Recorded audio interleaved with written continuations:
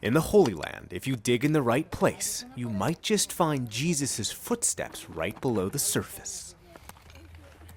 When they first dug here, they planned to unearth a site for a new hotel. Instead, they unearthed what could be the world's first church. I was like, whoa, I can be part of something of history.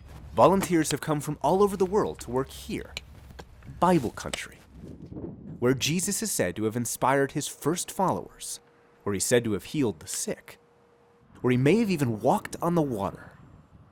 And on the shores of the Sea of Galilee, they discovered where Jesus might have first preached. Jesus comes precisely to this place. This community it's one community, and they're not divided into different communities. And actually, it's not even divided from the Jewish people. What does it tell us 20 centuries later? That we have so much in common. For years, Father Eamon Kelly didn't know the site's significance. Nicholas, we're walking on a first century street. At first, they were pleased to simply discover a first century marketplace for the local fishermen. Fish from Magdala was sold in the markets in Rome. Then they were shocked to discover Jewish ritual baths, the best kept in Israel. There are 6 categories of water for ritual purification, and this is the best level. It's the purest water. You can see the steps here. It's really beautiful. But then a few feet away, just a few inches below the soil, they found this design. It's an unending pattern. It has that significance of eternal life. Then these mosaics. For us, they're very special.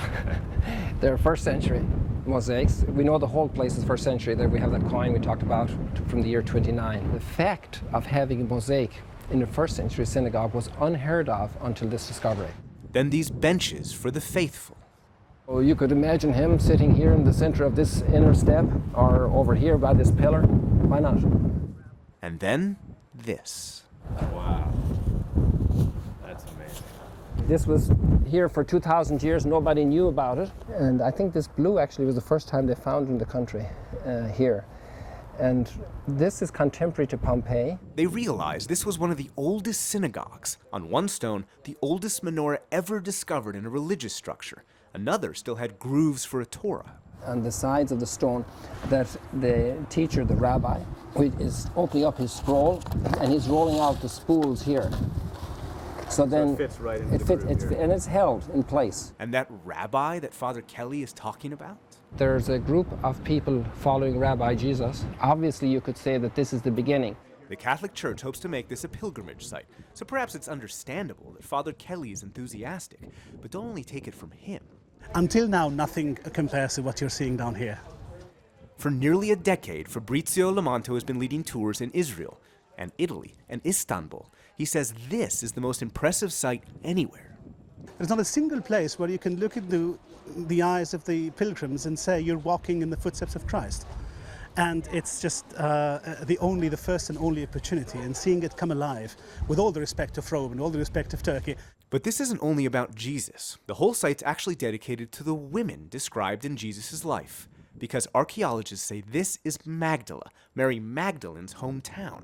The church hopes to use it to restore her reputation. Jesus apostles her. He makes her an apostle, so she's the first apostle. And she wasn't the only woman supporting Jesus.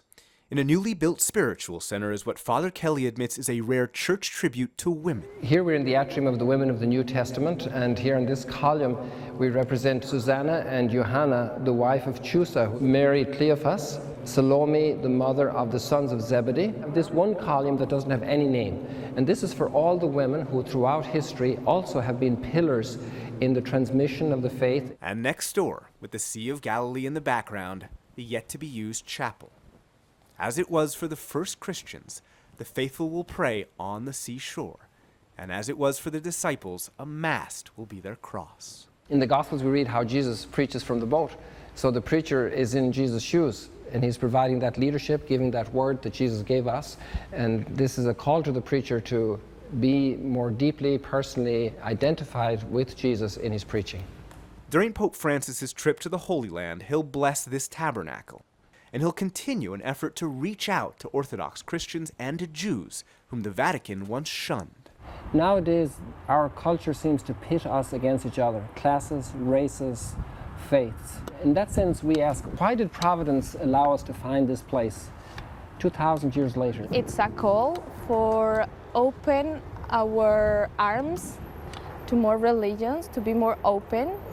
And this is what this center is. In a time of so much conflict and division, we need it today. We need it to encourage us to look for that greater commonality that we share in that which divides us.